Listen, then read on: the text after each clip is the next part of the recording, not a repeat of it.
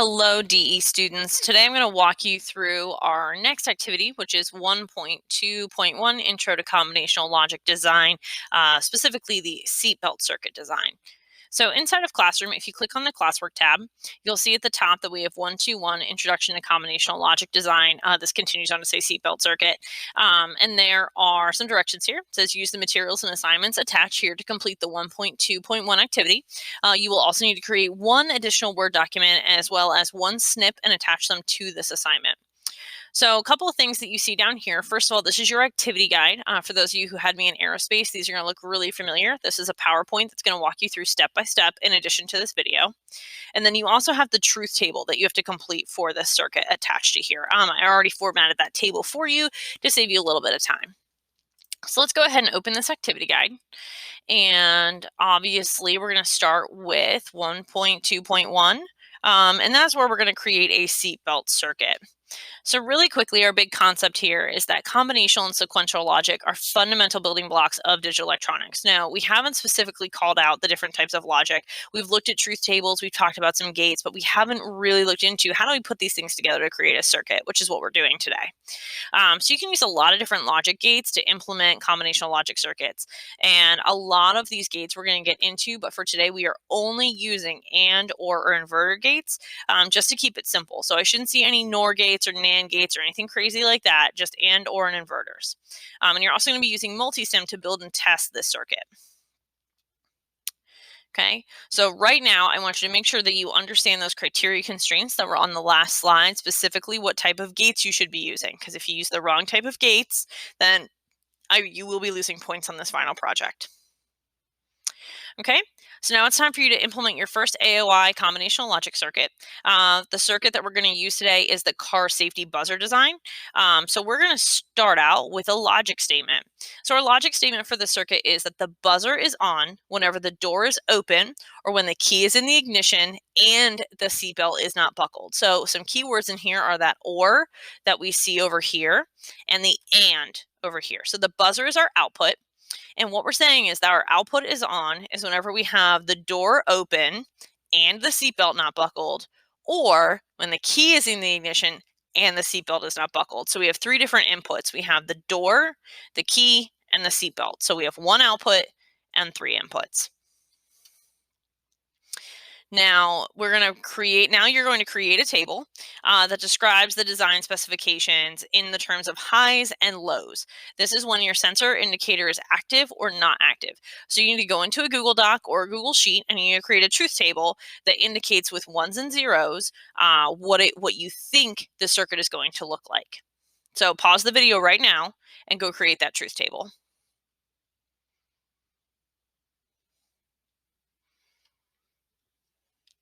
All right, and welcome back. Here's an example of the truth table that you should have created.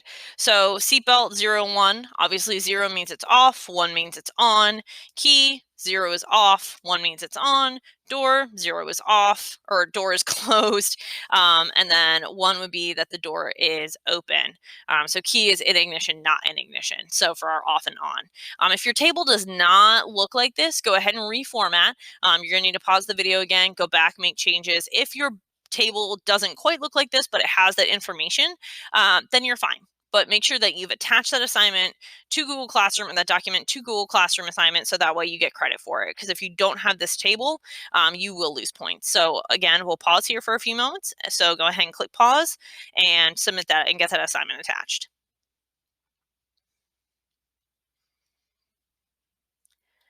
Okay. Now that we've attached that table, we're going to go ahead and create the circuit. So make sure that you have multisim open, and I have the schematic for the circuit that you need on the next slide. You're going to use switches for the inputs of the seatbelt key and door, and a probe for the output buzzer. Make sure you change the control value for your switches so they're on 3 different keys. You don't want them all to be the default spacebar because it's just not going to work for later on in the activity. Now, I'm going to highly recommend that you stop the video right now and go and try and create this circuit on your own without following along with me on the video using the schematic that's on the next slide.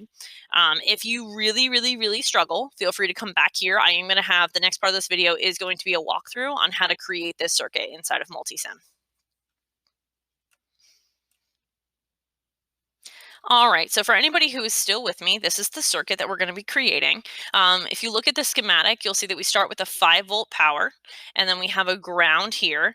Now, what we might notice is that this is a digital ground, so that means that this needs to be a digital power source.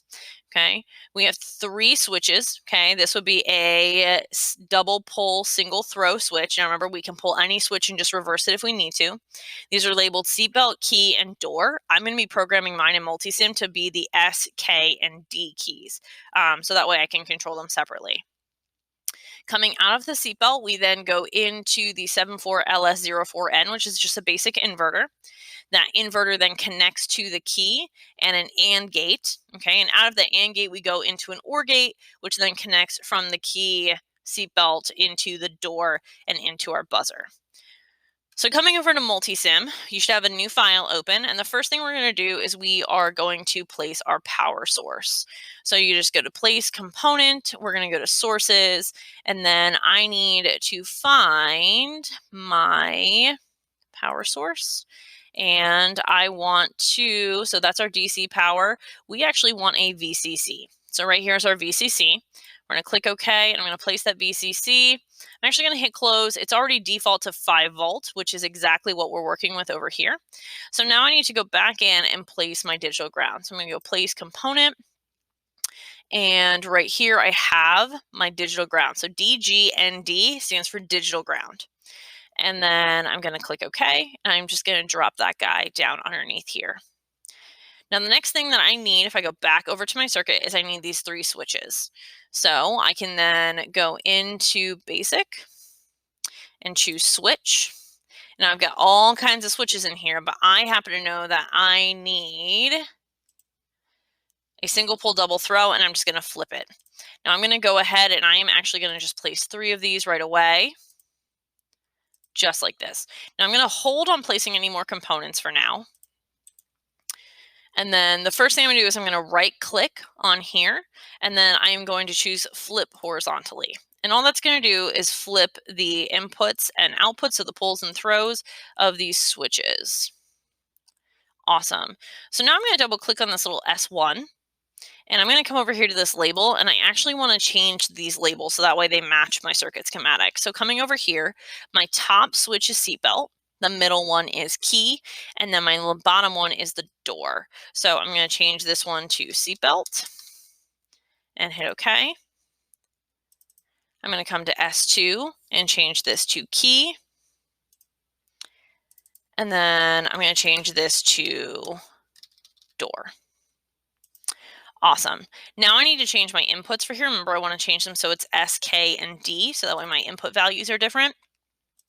So when I come over here, if I push the S key on the keyboard, it actually brings it right down to it. So we're going to change that to S, change this one to K, and then we're going to change this one to the letter D. Okay, so now I've got S, K, and D all set up right here.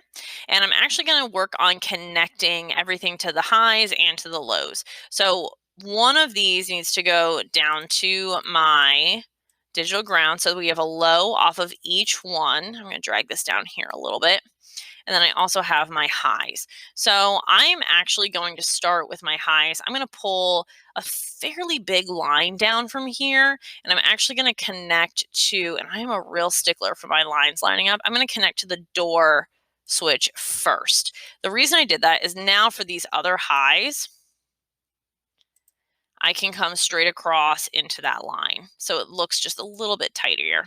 Now, there's not much I can do with the ground. They're going to intersect. I don't enjoy that, but it'll be fine. So I'm actually going to do the same thing. I'm going to start from the ground, and I'm going to come up to my furthest away point, and then just connect my lines like this. Now, good schematic making, I'm going to also choose the line segment. I'm going to right click and choose my segment color. Because it's connected to the ground, I actually want to change these line segments to black. That's going to indicate to me that it's the low voltage when it's set to this. It just, in my brain, it makes a little bit more sense. Organizationally, it looks nicer. And if we were to print in color for our schematic, we will have, it'll just be easier to read. Okay, Okay. so in Multisim, I now have all of my switches connected to my high and to my low. I've relabeled my switches so that way they're identified as seatbelt, key, and door, and I've changed the inputs. So the next thing I have to do is I have to place the components that are the inverter, the AND gate, and the OR gate. So my inverter is the 74LS04N. Now, that is a really good number to know because it's going to speed up us placing these components. So if you want to grab a Post-it and write down these individual numbers, that's actually what I'm doing right now. It'll just speed up the process when we're in Multisim. So we've got the 74LS08N, which is our AND gate, and then we have the 74LS32N, which is our OR gate. So now I'm going to bounce back over to Multisim. I'm going to go to place component, and I'm actually going to use the search feature. Now, the search feature can be really obnoxious and really annoying. It truly only works if you know a part number like this, because I can go to component and type in 74LS04N and hit search, and it's going to bring up my inverter. Okay, so I have this inverter right here. Now you'll see there's another one down here. That is not the inverter we need. That's the IC chip that has that number. It's an inverter that is based in an IC chip. So we have multiple inverter gates inside of there. So we just want the basic inverter. So I'm going to choose OK. I'm going to hit OK. Now you'll see this new A, B, C, D, E, F pops up in here. What that is this actually allows you to put multiple of the same type of logic gate in there and sequence it in a way that it labels your inputs when you print out your schematic. So if we were using a pin, like an IC chip, this would actually record the pin readout so we knew where to put different pieces. Now, I don't need that right now, so I am just going to hit A, and I'm going to hit cancel because I don't need another inverter right now. Okay, what I do need is I need to grab that AND gate. So I'm going to go to that component box again. I'm going to type in the number for our AND gate, which is the 74LS08N. I'm going to hit search. Right there's my AND gate. Again, that second one's an IC chip, not what we want today. So I'm going to grab that AND gate. I'm going to click OK. I'm going to choose letter A for it, because we don't really need to identify that right now. I'm going to ballpark place it about here and hit cancel. And I'm going to do my last search for the component for the OR gate, which is 74LS32N. Hit search. Again, I've got two options. I need that top one, and we are just going to pick OK, letter A, and place that. So now we don't need anything else. We're just going to close out of that. So I've gotten my 3 gates. So now I need to make the connections with these gates. So we know, based on our schematic, that out of the inverter, we are going to the AND gate, but it comes from the seatbelt. So coming from the seatbelt, I'm going to go into my inverter. And out of my inverter, I'm going to go into the top of the AND gate. Now, the bottom lead of the AND gate comes from the key, and then the output from that AND gate goes into our OR gate. So I'm going to connect my key to the bottom of my AND gate. That's a little much for me right there, but I'm going to leave it for the sake of demonstration. And then I'm going to connect it to my OR gate.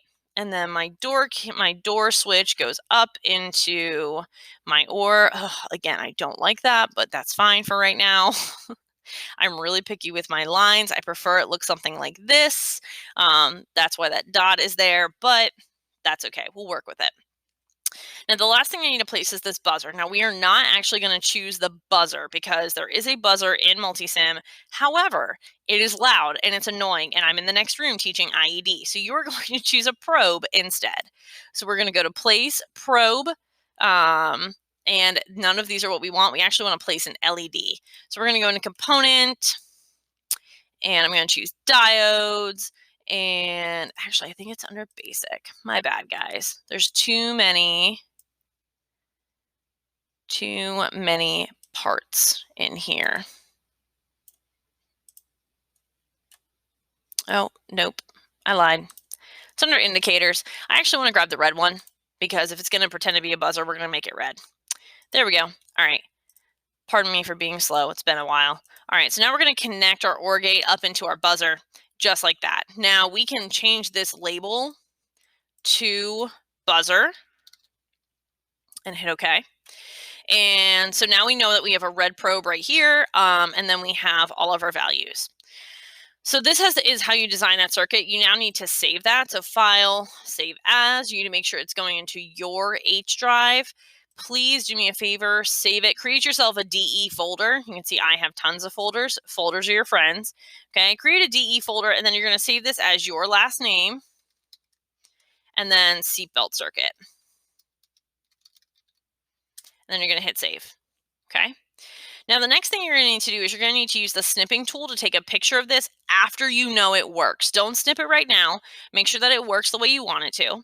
So we're going to bounce back over to our activity guide, and we've created that circuit. So now we have to complete the truth table. So you're going to open the truth table template attachment in Classroom, and based on the design specification you defined, you're going to enter a 1 in the buzzer output in the expected column. Then you're going to actually use the circuit and put a 0 or a 1 where you don't in the actual column. So we're going to open this truth table, and I'll show you what I mean. So right here we have the seatbelt is we have nothing for the seatbelt, nothing for the key, nothing for the door, which means we would expect it to be what as our output. Now I'm going to say that I would think it's a 0, so you would put a 0. If you think it's a 1, you're going to put a 1. So before you do any simulation with your circuit, fill out this expected column. After that, you're going to come back into Multisim. You're going to choose this, okay? And you're going to choose your simulation, and you are going to use your keys as you've defined to control these. Now, that first input is 0, 0, 0, so I've put them all to the low. My buzzer did not indicate. So if you put a 0 in the expected column, great job. Put a 0 in your actual column now. Now you're going to cycle through the rest of those inputs and to see if they match your expected column. When you're done, stop your simulation, and you're going to make sure that you have completed this truth table. Now, inside, after you've done the truth table, if your actual buzzer output column matches the expected output column, then your combinational logic circuit works. Awesome. Make sure you take a snip of that circuit and upload it to the assignment in Classroom. If your columns do not match, you need to review the diagram and your design specifications and make sure that you've made it clear. Now, if you've never used the Snip tool, go to your magnifying glass, type snip, grab that snipping tool, come over to your circuit. We are going to grab our snipping tool, choose new, drag around here. Awesome. File, save as, put it in your H drive. Again, make sure you've made that DE folder, folders are friends, and then save it as your last name. So it would be your last name and then seatbelt snip. Okay. And then just hit save, upload that to Classroom, and turn in those assignments. Now, the due date I have set for this is Friday, so take your time going through this. Make sure you understand the circuit and the logic gates and how they're working. And if you have any questions, either comment on the assignment or Classroom, or just let me know. All right, thanks, guys.